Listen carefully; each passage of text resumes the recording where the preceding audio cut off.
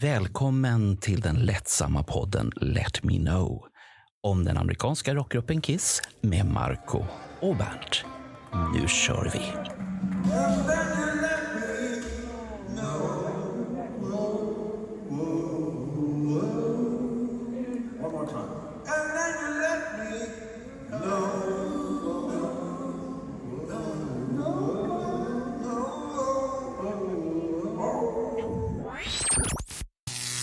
Äntligen, Bernt, så har vi en Kiss i Sverige egentligen. Ja. Igen menar jag. Ja. Och vi är på 2013.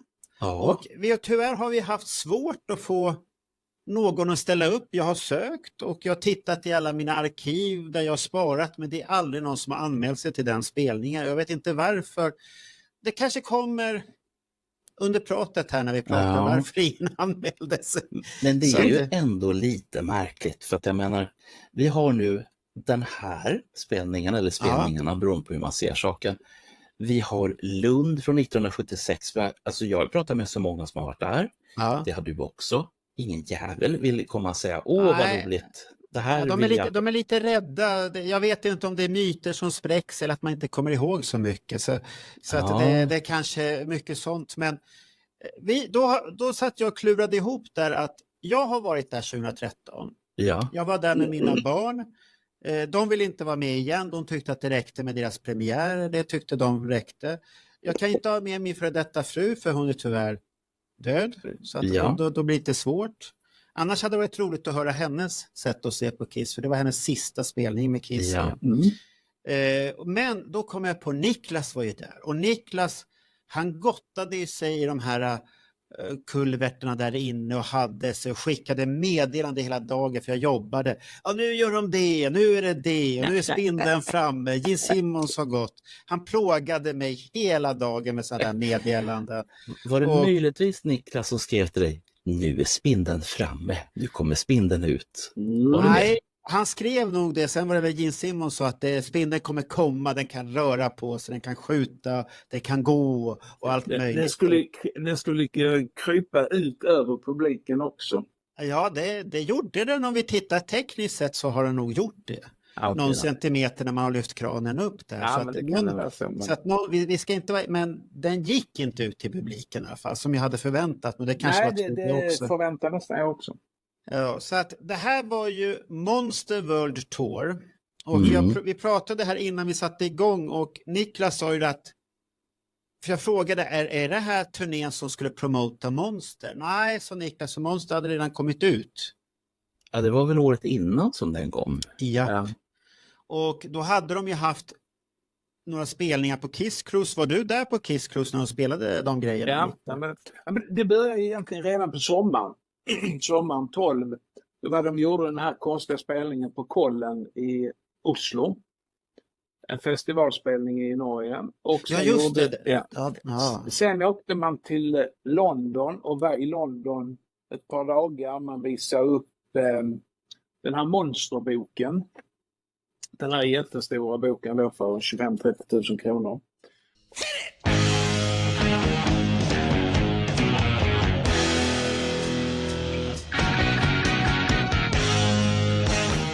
Kiss held a press conference in LA Tuesday, August 21st to talk about the Kiss Monster Book, which is literally the biggest rock book ever published. The bound book stands at 3 feet high by 2.5 feet wide and 2 inches thick. The first run is only 1,000 copies, is individually signed, dated, and numbered by the 4 members of the current lineup, and are hand-stitched and bound in Italy by the same binder used by the Vatican.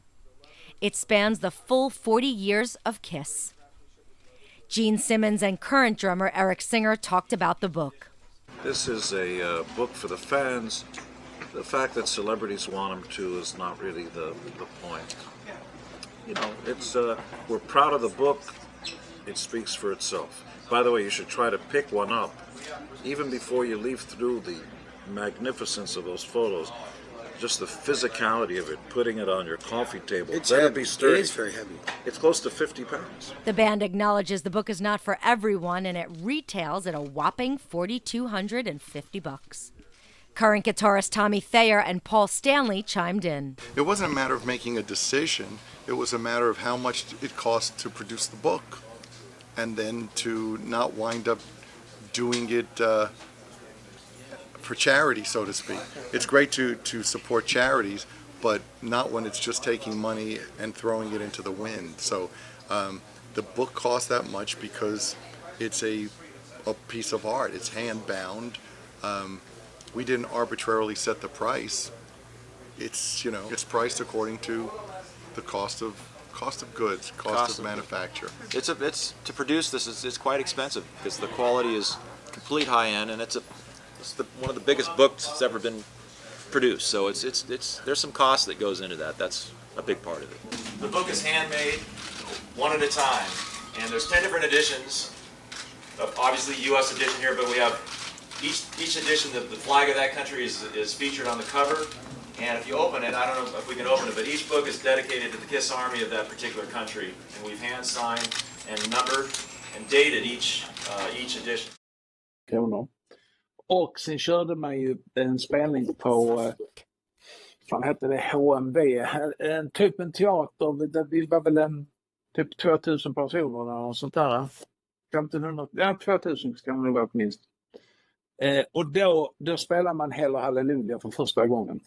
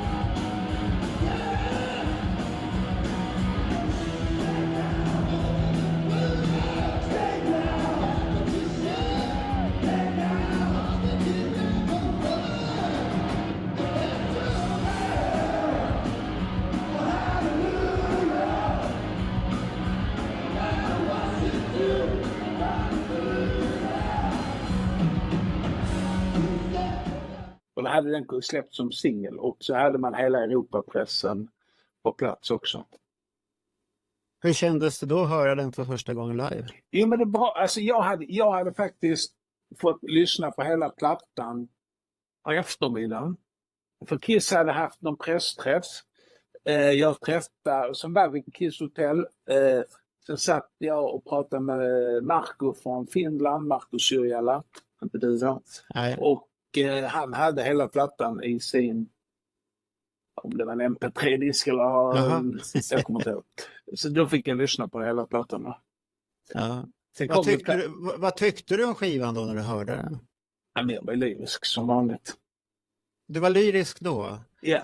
Då måste jag fråga man vara när det kommer en ny skiva. Ja, det ska man vara, men då ska vi fråga här lite snabbt fast det inte har med det här att göra riktigt. Hur ofta lyssnar du på den skivan idag? Det händer faktiskt ibland. Jag tycker både om Sonic Boom och Monster. Men det roliga var som i somras faktiskt, som när man sa på en av soundcheckarna nere i Tyskland, så kom det fram att Paul skulle göra en remaster på plattan, Monsterplattan, och få ett annat gitarrljud. Mer likt mot Sonic Boom. Han tycker den borde få en bättre chans med en andra chans. Och det kan jag väl hålla med om faktiskt. Det kan jag hålla med om, för att när den kom så lyssnade jag rätt så mycket på den, men den har ju inte varit så att jag räknade den bland klassikerna överhuvudtaget. Inte singeln Hello Halleluja, för den hade jag jättesvårt för. Okej. I början, många hyllade den och jag fastnade aldrig riktigt i den låten. Jag vet inte varför. Den funkar väl live, men det är fortfarande ingenting som jag blir så här wow på. Den är bättre än Say Yeah i alla fall, om man säger så. Jag tycker om det. Jag tycker den har något av samma driv som många säger som I Stole Your Love. Ja. Det finns en liten, jag vet inte om det är på samma nivå på vad heter det, i takter och grejer, men den har en viss pump, driv som påminner lite om det, tycker jag. Ja, okej. Men tycker jag tycker om på plattan så du säger det egentligen faktiskt både Eric och Tommys låtar som är jävligt bra. När vi är inne på plattan. Ja, det har du ju rätt i. Det där, innan Bernt kommer in, måste jag säga, de låtarna är ju rätt så bra. Varför har man aldrig tagit upp dem på spelningarna? Jättekonstigt. Ja, men det kommer vi sen när vi kommer in på Oj, jaha. Nu blir det spännande. Ja. Jag tänkte så här, Monster när den kom, det fanns ju en 3D-utgåva, eller i alla fall omslaget där i 3D. Och samma sak med plattan här tidigare, den 98. Har det kommit, alltså jag sitter och funderar på, nu kanske jag låter mer dum än vad jag försöker att inte vara, men det är väl de enda 2 omslagen som finns med 3D-look som Kiss har gett ut. Ja, men det är det. Absolut. Ja, det är det. Och sen kan man ju tycka vad man tycker om den här logotypen som finns där bakom Monster. Den påminner ju väldigt mycket om någonting annat. Ja, men den ändrades ju sen ju. Ja. Om du tittar på första utgåvan så är den väldigt lik läsken. Andra utgåvan har man tagit bort grejerna i O-et. Ja. Men, det var ju ett typsnitt som såg ut så där. Ja. Men då pratar du om de här 3D-CD-utgåvorna? Nej, det var på LP-platta och allting i början. Tack. Så, men det är rätt typsnitt på CD:n och det här 3D-omslaget. Ja. Sen om vi pratar om musiken så finns det faktiskt, nu fallerar jag på det för nu kan jag inte den i huvudet, men det finns ju, nej, vad fan heter den? Det finns ju i den japanska utgåvan av CD:n så finns det en extra låt. Just det. Right here, right now, nej. Jag kan hämta den. Jag har en. Den är riktigt jäkla bra, men den kommer bara på 18-talet.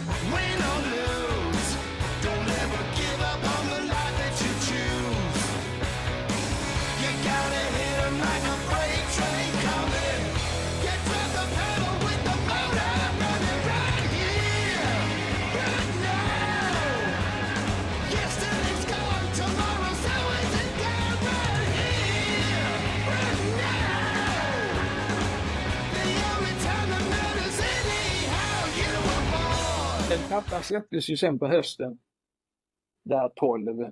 Och i sommaren 12 så gav man sig ut på en turné som egentligen inte hade med Monster att göra i USA, med Motley Crue. Och så egentligen det första riktiga presentationen av Monsterplattan, det var ju på Kiss Cruise 12 där man körde 5 låtar fram nya plattan. Oj, vilka låtar körde man då? Det var hela Halleluja som hade fan heter det, lång... Kan det vara ett Wall of Sound? Wall of Sound körde man, Erics låt körde man. Tommys This World, och så var det Long Way Down heter det, va? Ja, det fanns en sån låt också, Long Way Down. Så det var 5 stycken. Vilket var jävligt unikt. För hur var responsen från publiken på de låtarna? Nej, men det var jävligt kul att lyssna. Men eftersom det var andra Kiss Cruise och det var jättemycket folk som inte hade varit med på första, så tror jag de blev besvikna på att de hellre hade hört gamla låtar så som du fick på första. Jaha. Men Kiss tog chansen att testa de här nya låtarna istället. Så att, Ja, det är som vanligt aldrig någon nöjd överhuvudtaget. Där.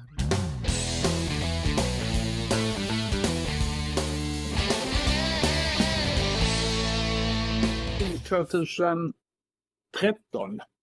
Och det är då Kiss ska ge sig ut och promota Monster-turnén. Ja. Men den börjar inte i Europa, den här turnén. Det börjar inte i Europa. Nej. För den börjar i Sydamerika först. Sydamerika, Och, Australien kör de också. Ja. GNG. Och där finns det ju mer låtar som från Hell or Hallelujah, Wall of Sound, Out of This World finns med också. Och på den här plattan. De är ju med där. Och sen är det ju gamla vanliga Kiss-rökare hela vägen. Jag tror till och med Long Way Down var med nere i Sydamerika. Ja, den är inte upplistad. Det kan ju spelas på något gig eller så, det vet man ju inte. Så de kan ju ha missat det. Vi ska se här. Encore, Crazy Night, Chuck Me, Wall of Sound. Nej, det står ingenting om det. Va? Så det kan ju ha varit så. Ja. Men på dem hade de ju inte den här mackapären som hade premiär i Stockholm. Nej. Så Stockholmsgiget sen, det blev lite unikt för Stockholmsspelningen blev ju den första, det blev Europapremiär. Och det är ju faktiskt Kiss första och enda gång man har haft premiär i Europa, eller i Sverige, från Europa som är. Mm. Det var du rätt så stolt över, kommer jag ihåg. Ja, men det är lite häftigt med den. Ja. Och då skulle man ha en ny scenshow hela biten och ska vi vara riktigt ärliga så var Friends Arena precis klar. Och de hade egentligen bara kört tre gig där innan och det var 3 gig med Swedish House Mafia. Så Kiss var egentligen den första artist, om man får säga så, som spelar sina egna instrument och inte är DJs som spelar på Friends Arena. Ja, nu är det på farlig grej. Jag vet. DJs har ju sina instrument på så sätt. Absolut.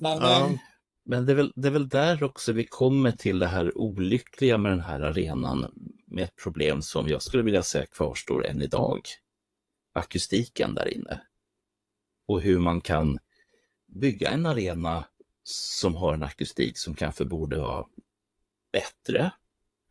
Jag har för mig att det var mycket liv om ljudet ifrån den här turnén, ifrån fansen. Både jag och nej på den, men det är kanske något vi ska komma in på för att vi ska tänka på att många faktiskt den sommaren var ju bara Iron Maiden där, Bruce Springsteen var där etc.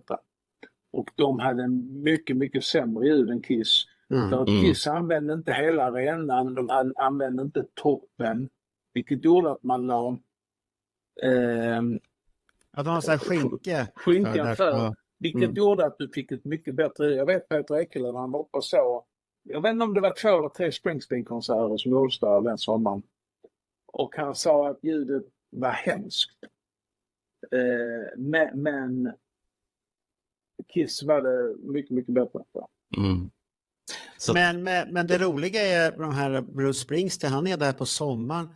Det är ju en fotbollsarena. Varför har man inte öppnat taket på de arenorna? För bara öppna taket för Brusan skulle ju vara jättehäftigt. Bara ha den här fotbollsstadions atmosfären i Stockholm som du får i Ullevi och allt det här. Ja. Men det är väldigt sällan band gör det i de här arenorna. De har det här mörka. Säkerheten på vädret. Ja, det är väl det som spökar där då.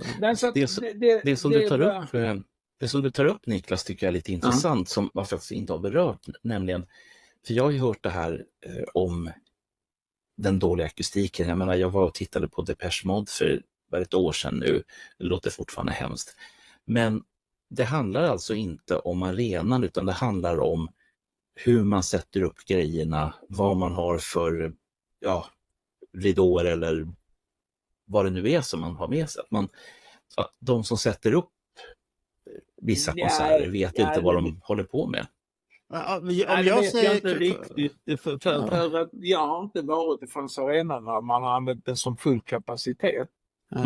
Jag har varit på AC/DC och det var Ja. helt okej ljud, men då måste jag tillägga det att då har jag stått på golvet. Mm. Jag har aldrig stått uppe på de här tittat på någon konsert på Friends på läktarna för jag tycker det blir för långt. Jag står hellre på golvet och varenda gång jag var på golvet så har det varit bra ljud på Friends Arena.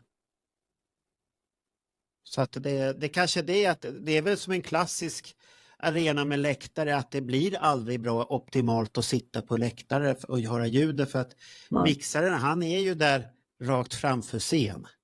Han är ju inte där uppe eller där uppe och håller på och fladdrar och lyssnar. Han kanske har någon men du måste ju framförallt ha ljudet bra där.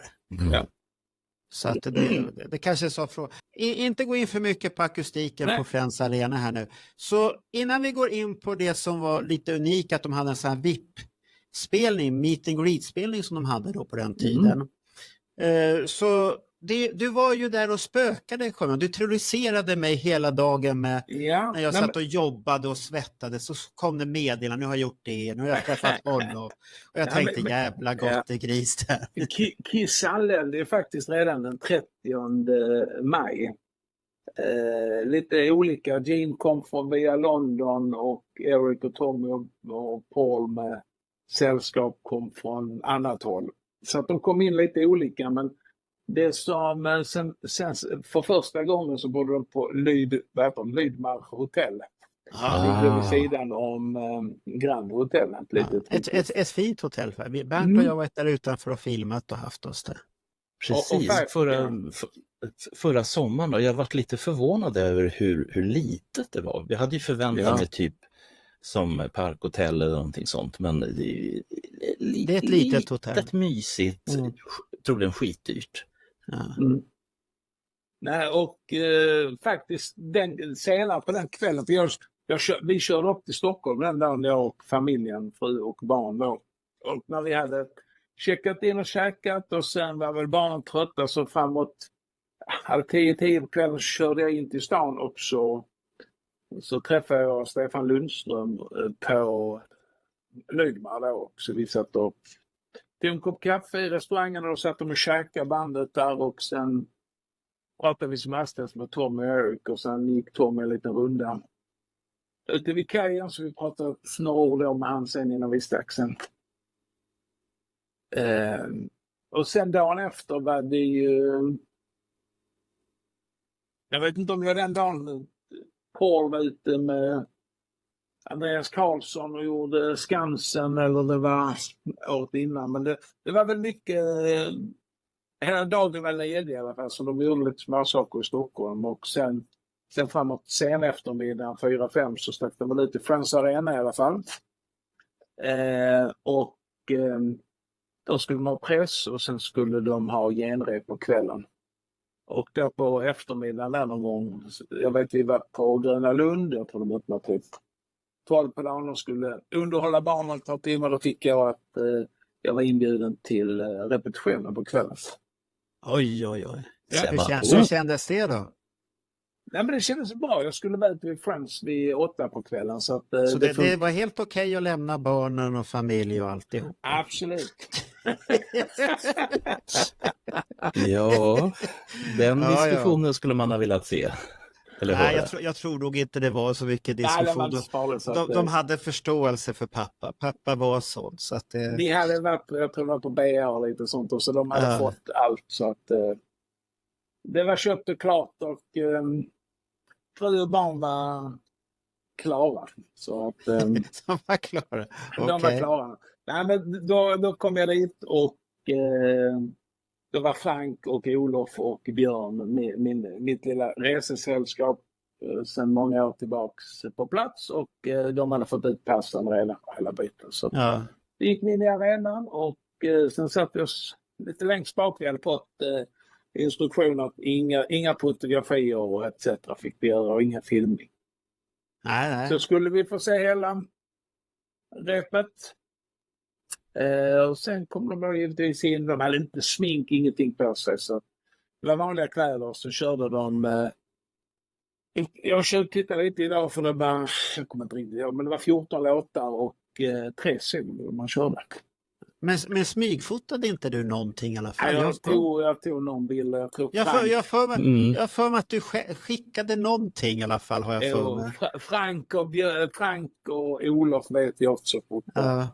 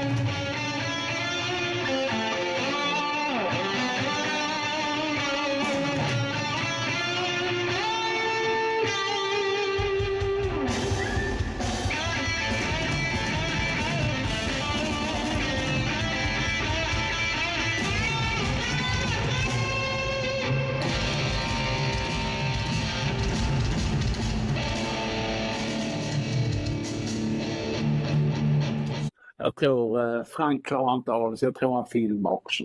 Jaha, okej. Ja, men stackarn då. Vi lovar, vi ska inte göra någonting. Nej. Ja, okej. Är det nu vi lägger ut filmen, precis nu? Nej, då måste du ta kontakt med Frank, så får vi se om det kommer någon film där. I sådana fall. Jag vet inte, jag kan kolla vad Frank säger. Om det finns något. För det låter ju lite preskriberat, för det är i alla fall 12 år sedan det här. Ja, nu är det ju Kiss-historia alltihopa. Så att, men Frank var inte med på hela repet, för han var tvungen att gå därifrån för att jag tror bara egentligen han såg ett par låtar, för sen var han tvungen att gå därifrån för han höll på med massa telefonkort och grejer för till deras turnéledare och Eric och sånt. Europeiska mobilabonnemang och sånt, så de satt och jobbade med det.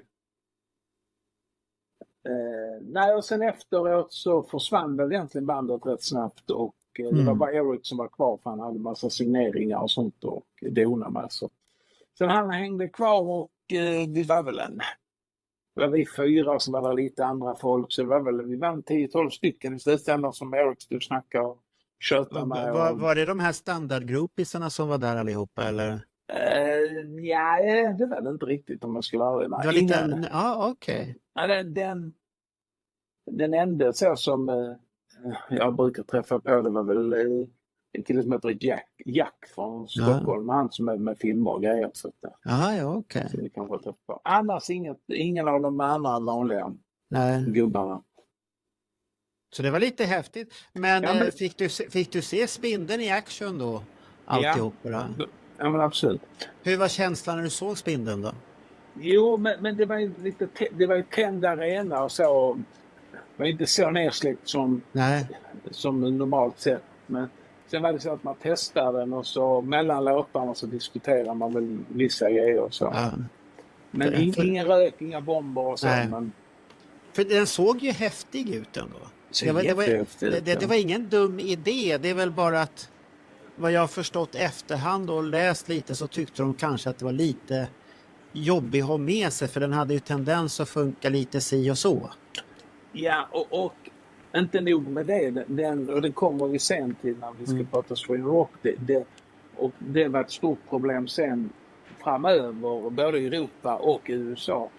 Den vägde något så kopiöst mycket så att den klarar inte av alla amfiteater och sånt. Jag vet när vi var över året efter på Def Leppard, så vi 6 spelningar, var 2 inomhus, då var det inga problem. Men på 1 av 4 amfiteatrar gick den att använda. Alltså sänka och så, annars fick den bara hänga där uppe. Ja, det är ju synd när det blir så att man inte får den där effekten, för att när jag själv såg Spindeln, och då var det var lite wowigt. Ja, men det är absolut. Men vi kommer sen mer till det under konserten, hur wow Ja, det men var. absolut. Så att, nej, men som sagt, det hände en hel del egentligen där. Sen var det då konsertdagen den 1 juni. 1 juni, ja. Ja, och som vanligt så Kiss drar till sig mycket press och grejer, så det var mycket press där uppe. Mm. Det var ju Europapremiär, får vi inte glömma, så att det var ju många som var nyfikna på vad det här var för någonting. Och sen hade ju Spindeln premiär också. Så att det är mycket reklam för det ena och det andra, att det var otroligt och häftigt. Och sen då konsertdagen den första, jag kommer inte ihåg, Marco, var du med för Hard Café? Vad var det för något då? Var det då... Gene Simmons var där ju. Nej, han aldrig komma dit. Okay. Jag har sett det på bilder hur det var mycket folk där faktiskt. Ja, det var väl fullt för förskott. Det var knökfullt med folk. Det var ju så här att Hard Café gick ut lite innan att Gene skulle komma dit på förmiddagen, kommer inte ihåg, typ 12-tiden eller sånt, 12-1-tiden. Så jag fick reda på den infon, så jag bokade på för rätt många. Jag vet Johnny och hans sambo var där och jag var där med familjen. Vi var rätt många som var där, men jag kommer inte ihåg om du var där. Nej, jag tror att det var semesterperiod, att Hasse skulle ha tidig semester, jag var tvungen att jobba. Kan ha varit sånt. Så att jag tror att det var därför jag inte kunde vara med på någonting överhuvudtaget utav det där. Men har det varit knökfullt, som tur var så hade vi bokat bord i alla fall, så vi hade stått på. Gene kommer dit, han skulle signera en bas som sen skulle en yxbas som sen skulle säljas på en auktion, och pengarna skulle gå till Min stora dag heter det. Jaha, okej. Ja. Men det var ju så här total kaos. Men det är sånt som Gene älskar, så gick han och sa några grejer i mikrofonen. Det var väl över typ 10 minuter. Var det då han råkade få ut det här dumma att Spindeln kommer komma ut i publiken eller något sånt där? Ja, det kan mycket väl det är någonstans jag har hört det, jag kommer inte ihåg i vilket sammanhang han säger det där korkade och lovar lite för mycket. Ja, men absolut. Men det har ju också blivit ett bevingat ord det här, åtminstone i vår podd, Marco, att Spindeln kommer ut. Ja, men han står och visar med händer och sånt här. Han kanske inte tänker så, men man uppfattar ju så när han berättar så här, så det kommer ta er. Han kan kanske bara vara begeistrad. Han visste ju att den inte kommer komma ut någonstans, men hans sätt att förklara det var lite konstigt, om man säger så. Can you remember, Gene, tell us about it. We came here the first time before many of you were born. When we first came to Sweden, we fell in love with the Swedes. The food, the culture, the women, the history, everything. And it's been a love affair ever since. We deeply love Sweden, and you have every right to be proud of your history and your culture. Oh my God, it's Kiss! Nej, och sen efter det var då vi gick väl någon runda på stan och sånt. Jag och familjen, så kör vi till hotellet, och frun och den Ebba då, hon var inte med, hon var 7 år, så de behövde vila ett tag på eftermiddagen för att det skulle bli sen kväll. Så sa jag till Matilda, vi kör ut till Friends Arena och kollar läget. Så vi kör ut där och kommer precis ut där, och då träffade jag Paco som var turnéledare, som han var tour counter förr i tiden. Det var han som vi hade väldigt bra kontakt med. Jag tror vi pratade om det innan. Så att sa han, men Kiss ska gå på nu och köra sin unplugged. Ska ni inte med in? Så jag och Matilda gick in där och var med och såg den också.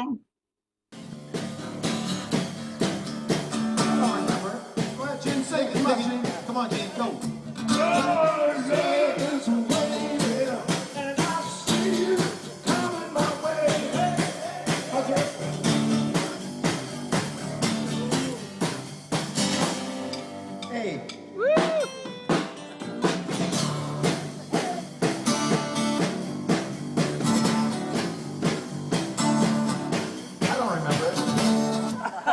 He wanted you guys.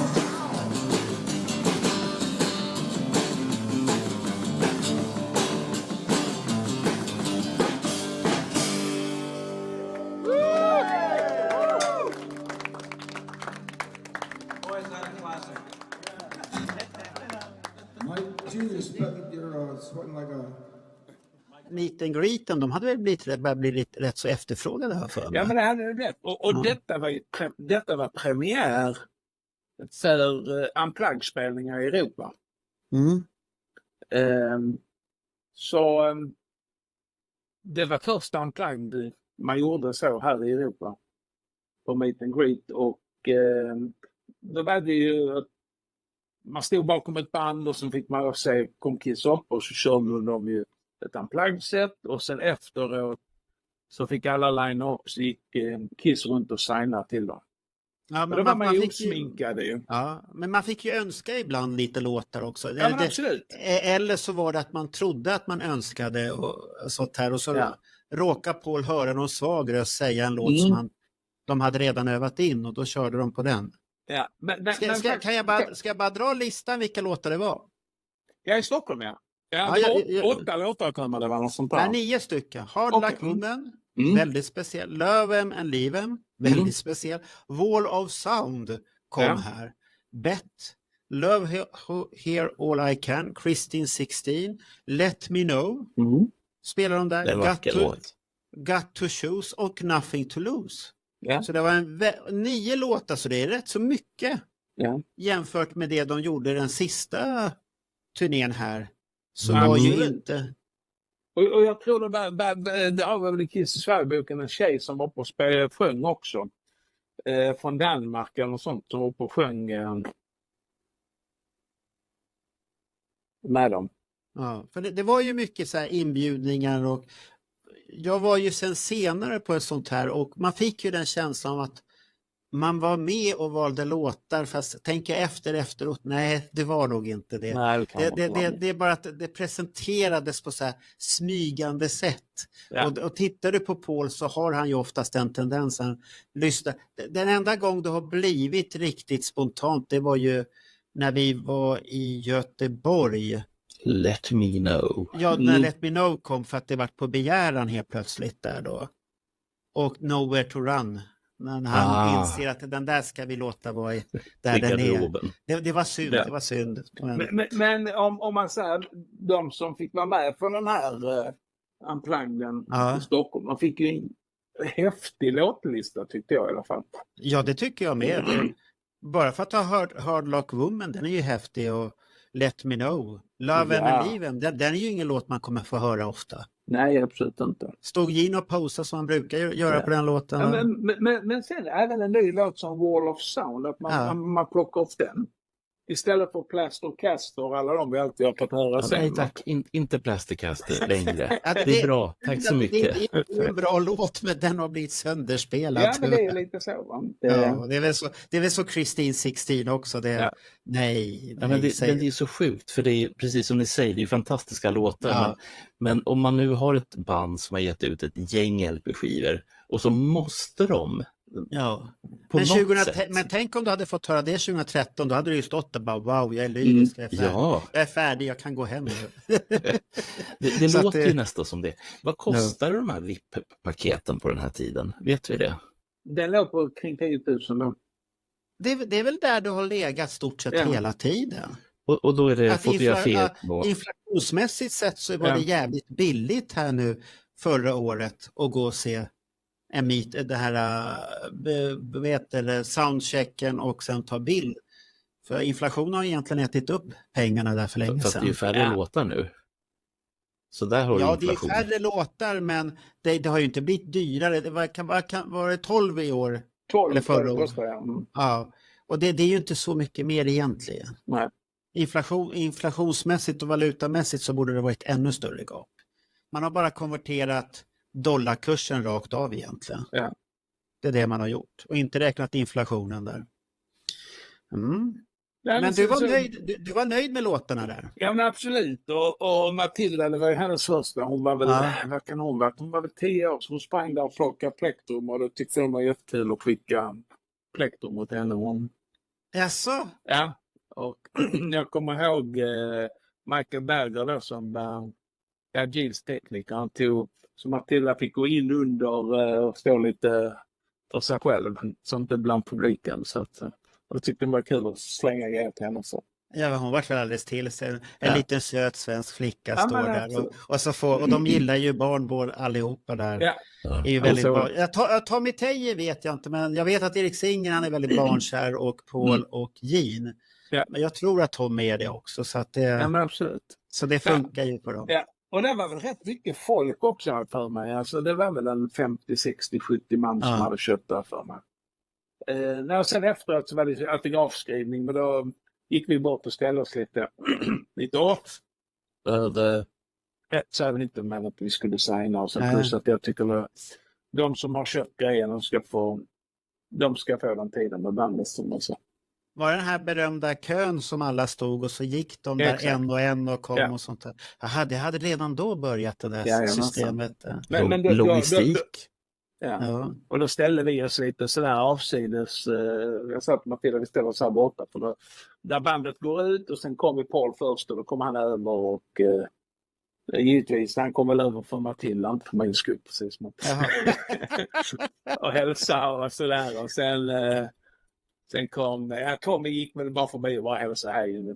Men sen både Gina och Eric kom också över och hälsa. Ja. Så det var en mäktig upplevelse. Och jag kan tänka mig att hon skröt sen när hon kom till hotellet när ni hämtade de andra. Nej. Va? Lite i alla fall. Lite gjorde hon. Det var nog häftigt. Men sen kom ju själva spelningen då. Ja men absolut. Det var ju 2 förband också. Satan Takes a Holiday och Hardcore Superstars som öppnar. Ja, Satan's Take Holiday kommer jag inte ihåg. Det tittar jag inte på. Hardcore Superstar tittar jag lite på i alla fall. Jag har en liten fråga rörandes förband och sånt där.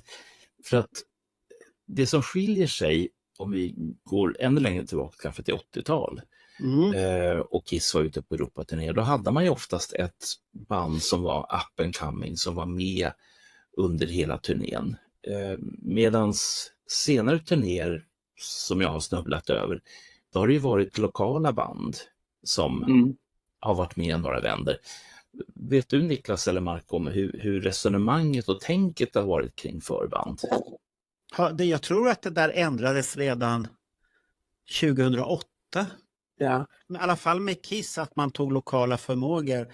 Att det var inte aktuellt riktigt att ha med sig ett band, för det blir ju, du måste ju se till att det funkar och de ska släpas med. Och, jag tror att det är enklare bara att ha ett annat band. Sen tror jag att kartan har ritats om lite för så nya band, de hade ju ett skivbolagsstöd som man använde och satt med på en turné.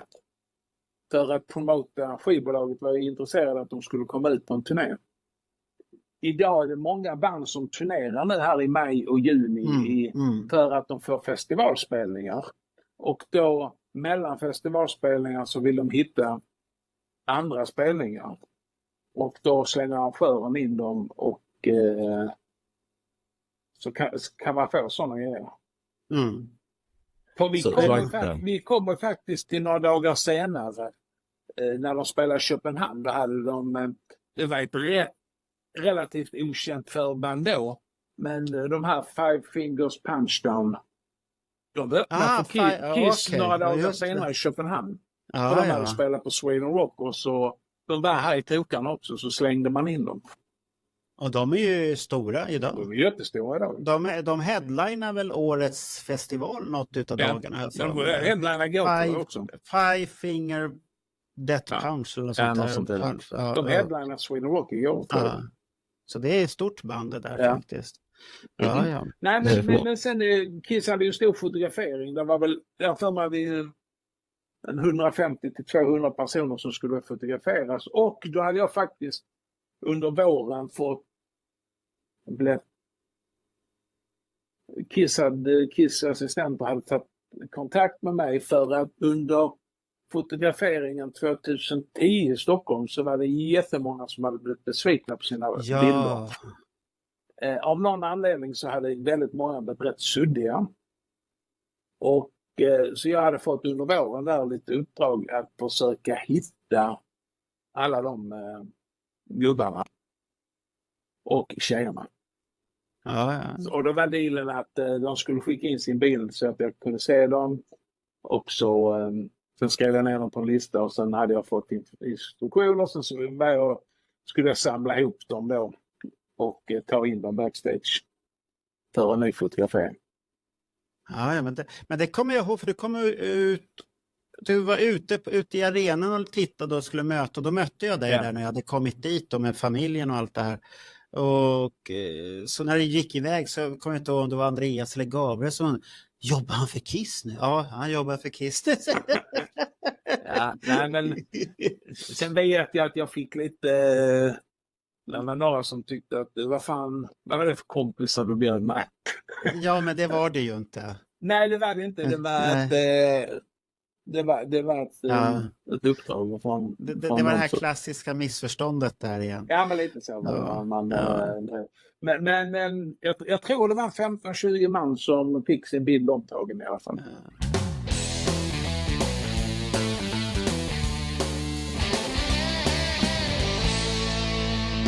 Ska vi gå till konserten nu? Ja, men tycker jag. Uppladdningen där, och då hade jag kommit till arenan också. Jag hade ju sett Hardcore Superstar, och jag och familj var lite laddade, frugan och barnen allihop. Vi var lite laddade för det här och hade lite förväntningar, för jag hade ju hetsat upp dem att det är en spindel och det är grejer och det ska hända det. Och ja, när ridån föll så såg vi ju spindeln när de kom ner, och det såg ju häftigt ut och sånt här. Och det var det här klassiska, och det var till Psycho Circus och allt det här, och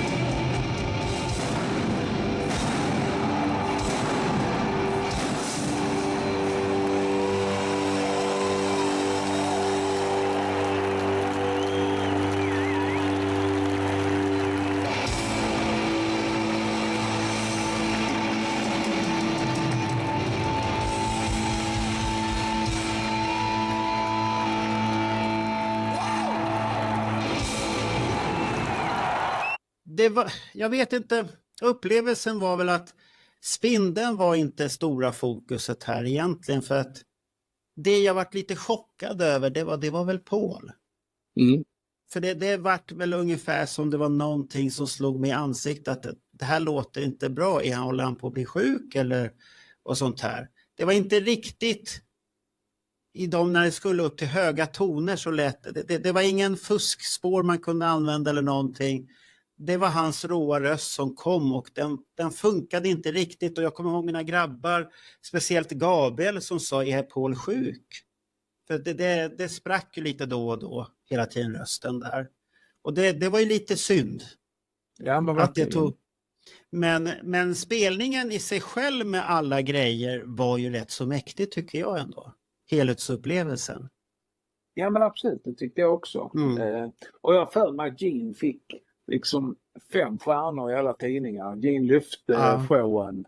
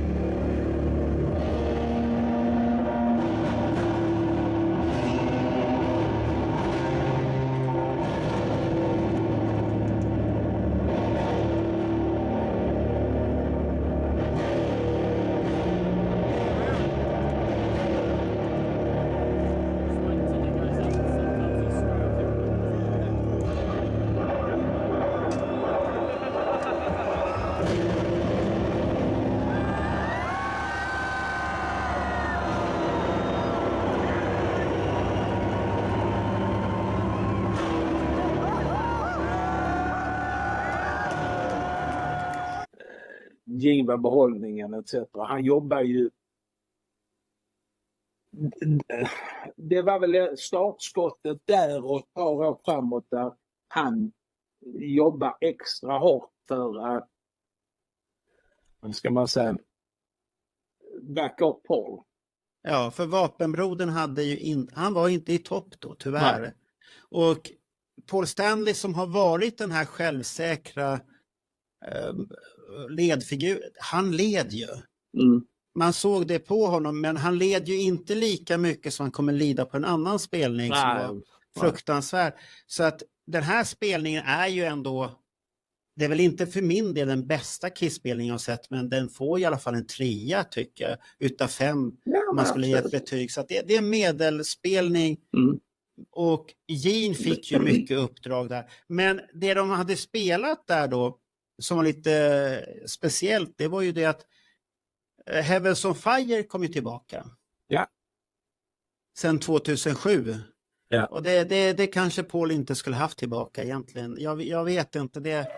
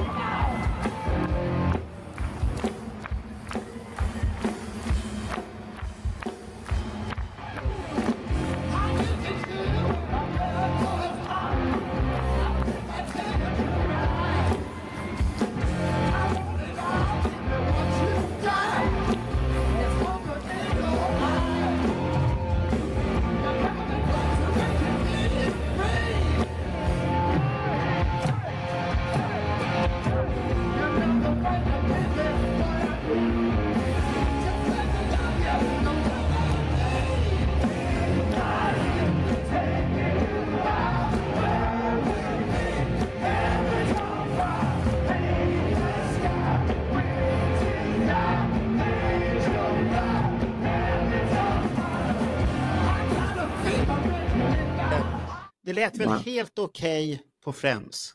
Mm. Och sånt här. Jag vet inte, lät det bra på alla andra spelningar sen på turnén du hade sett?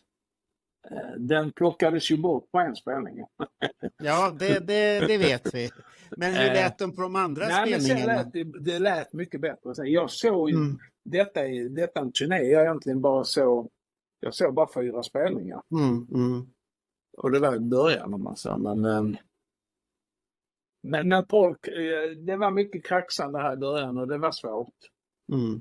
Gene var behållningen absolut, det tycker jag också.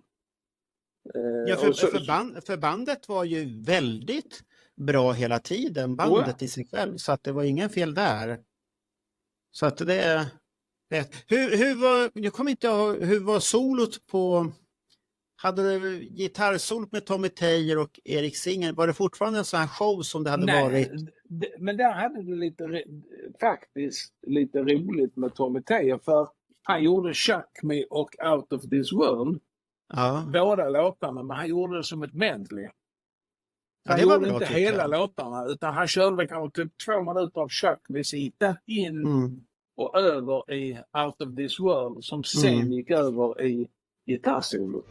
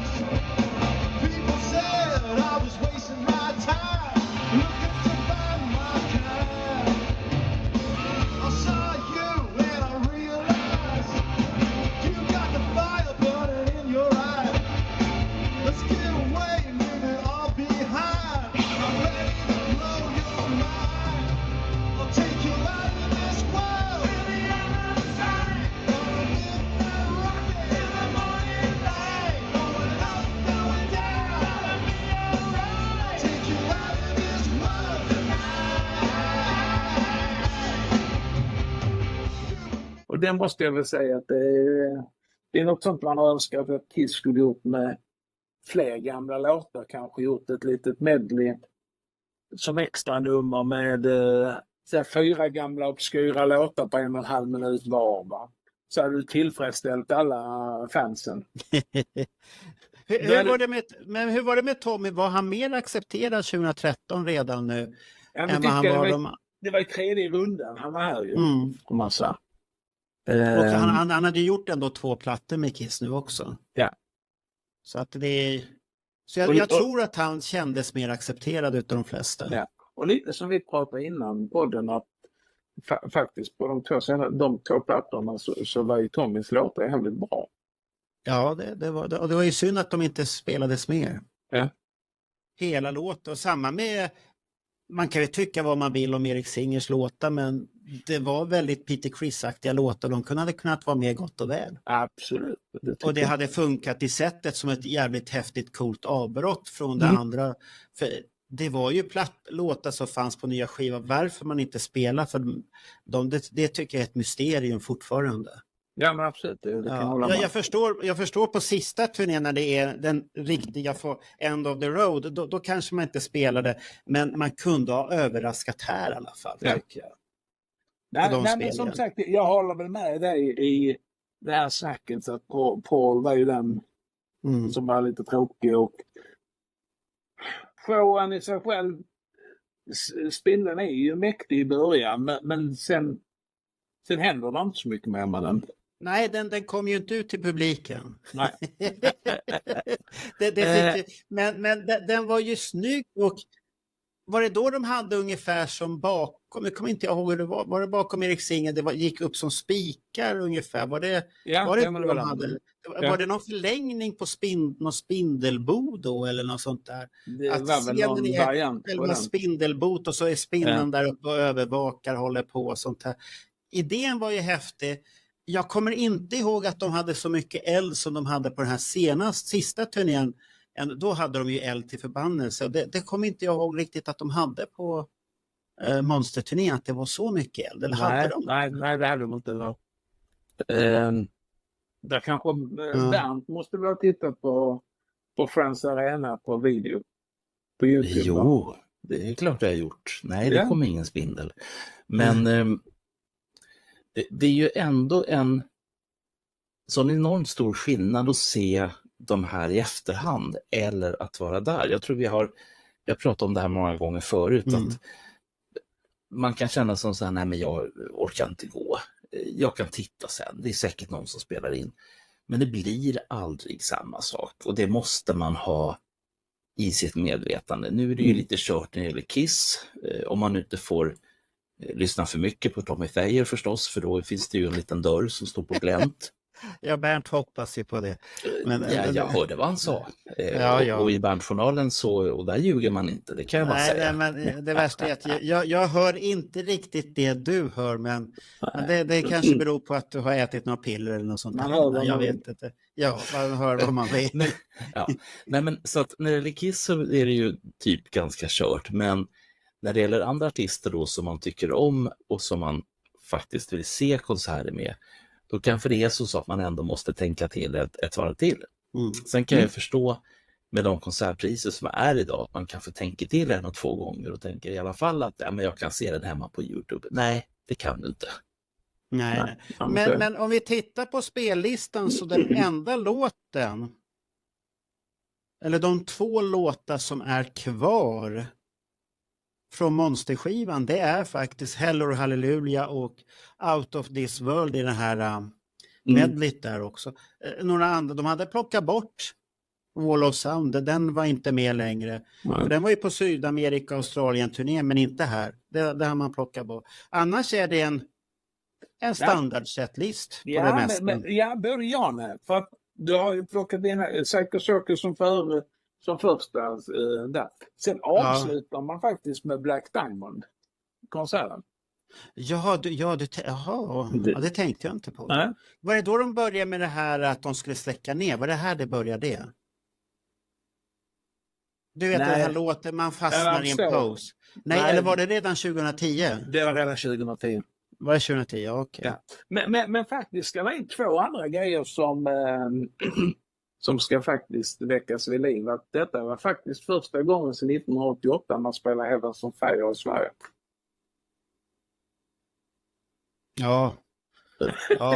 Man kanske inte behöver så mycket mer av den låten heller, men jag förstår vad du menar. Jo, men publiken vill ju ha den, men det var ju det här att det funkade bättre sen när Paul kom tillbaka lite senare, 2017 och liknande.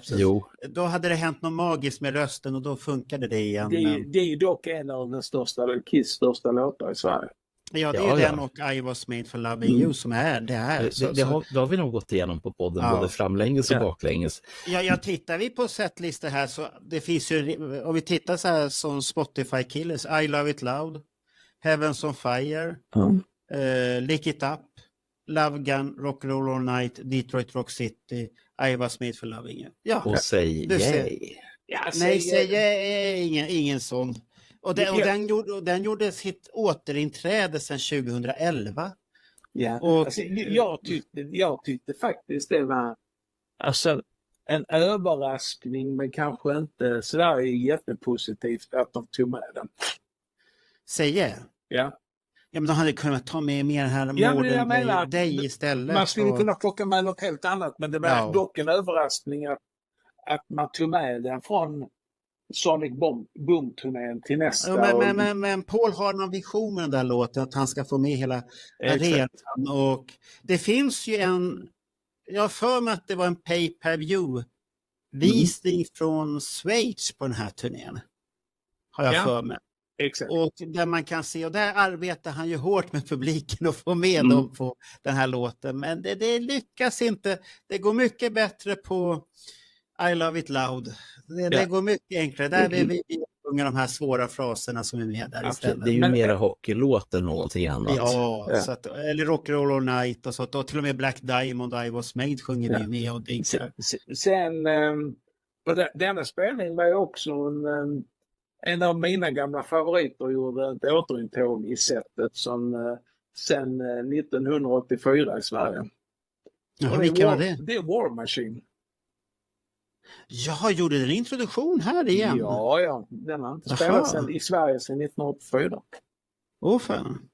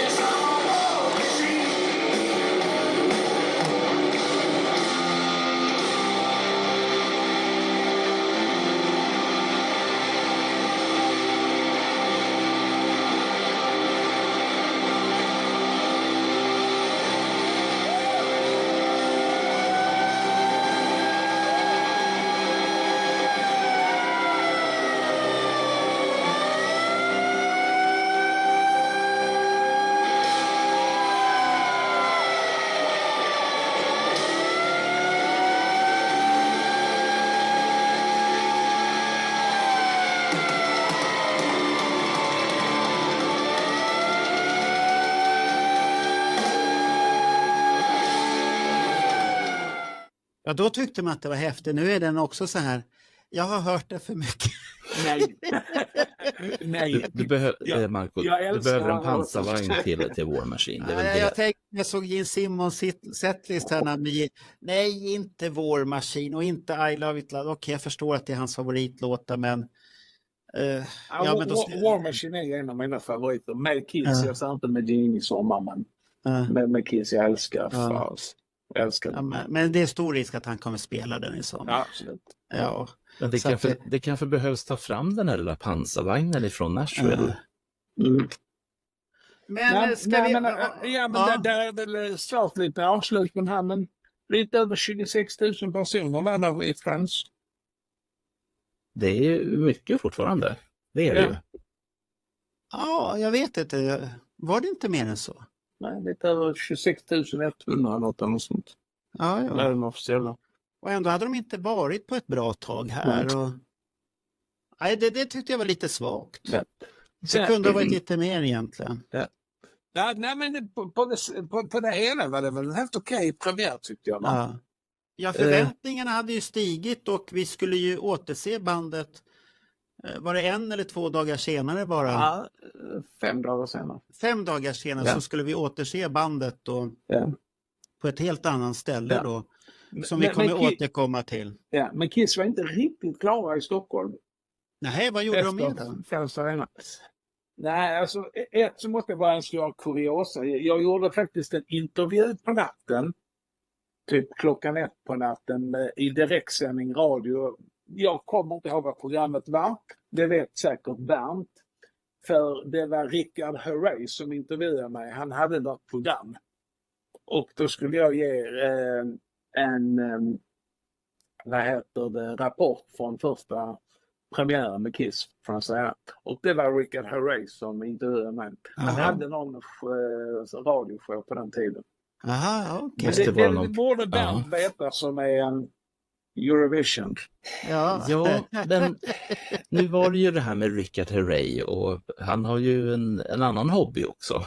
Han är inte bara Eurovision-kung, han har ju intressen på ett sätt som jag kanske tycker att Ja, nej, men ni får Wikipedia på det. Vad är det för... Är det med att han är politiker? Ja, han har ju dessutom... Ja, men vad fan, ska vi rycka plåstret? Om det gör Nej, det. är det att han är politiker så är det en demokrati vi bor i, Bernt. Ja. Du behöver inte sympatisera med honom och han sympatiserar inte med dig. Nej. Men det var just hans åsikter under de åren där han har varit politiker. Han har ju varit lite grann som lite over the top när det gäller att vara moderat politiker. Han har ju liksom inte hållit det till partiprogrammet utan han har ju friserat lite extra ut på kanterna. Men det betyder ju inte att intervjun 2012 med dig, Niklas, var dålig bara för att jag tycker att han är en kass borgerlig politiker. Det har ju ingenting med varandra att göra alls. Nej, det har det absolut inte. Och dessutom så tog de ju tillbaka Eurovision till Sverige 1984. Ja, så han är förlåten nu igen. Vi får göra en särskild podd om det där. Nej, det får du göra någon annanstans. Ja. Inte oss här. Så att, men var det någonting annat som de gjorde sen då? Absolut. Sen söndagen, dagen efter, så var Kiss fortfarande kvar i Sverige. Och Tommy Thayer var ju och gjorde en in-store på 4Sound när han signade. Ja, det var det. Ja. Ett par hundra Kiss-fans kom dit. Inte lika mycket som 2008 när han och Eric kom. Men... Så det gjorde de och sen på måndagen så flög man till Helsingfors. Och spelade på Hartwall. Var du där? Jag var där. Du var där? Ja. Först körde vi, på söndag körde vi ner till Skåne, sen på måndag morgon till flyget upp till Helsingfors. Över till Köpenhamn och sen flyget till Helsingfors. Hade Paul blivit sjukare i Helsingfors eller? Nej, det lät väl ungefär faktiskt som i Stockholm. Ja. Sen tycker jag showen i sig själv för Hartwall är ju som det är ju en ishockeyarena, en av de bästa av konserter tycker jag är min personliga favorit här i Norden. Mer kompakt, den får inte showen trycks ihop på ett annat sätt. Det var det gör på Tele2 och Friends där det blir väldigt det är ju synd att den arenan inte kan användas nu för tiden längre som det är rysk ägare. Så att idag i Helsingfors så är det ju något helt annat när man ska gå och titta på en spelning. Då blir det ju Jähärlig istället. Ja, och det är ju en väldigt gammal hall om man jämför. Det är ungefär som att kliva in i hovet. Ungefär samma feeling. Du vet inte hur rätt du har, men det har du. Ja. Och jag menar, jag var där 83 och såg Kiss. Och det var liksom min första tanke när jag kommer in i arenan. Hovet. Eller som det hette då, i stadion. Och Hartwall, som Niklas säger, det är en helt annan typ. Det är otroligt fin arena tycker jag. Jag har varit där så att det är väldigt fint. Ja. Ryssarna får väl se till att sälja den där till några andra. Det kommer nog hända så småningom där i sådana fall. Ja, men det är bara Kiss premiär. Europapremiär och monsterpremiär och spindelpremiär och allting. Och nu lämnar Kiss landet som sagt. Och då lämnar vi det här avsnittet för den här gången. Och tackar för den här, att du delade med dig och att jag fick dela med mig om mina upplevelser den spelningen. Vi går inte in på låtar, vi pratar mer om helhetsminnen den här gången på Kiss i Sverige. Och det kommer kanske om några dagar. Ja, så får vi se var vi har hamnat då någonstans. Men det var fantastiskt kul att få höra era båda berättelser. För att som sagt, på den här tiden så hade jag ju inte kommit tillbaka. Utan jag fick... Då var du nere i soptunnan fortfarande där. Garderoben, Marco, garderoben. Nej, soptunna, för du har ju förlorat så mycket av ditt liv. Ja. Skäms på det, Bernt. Så välkommen ut snart då. Hej då så länge. Då tackar vi. Tack. Ha det så bra. Hej.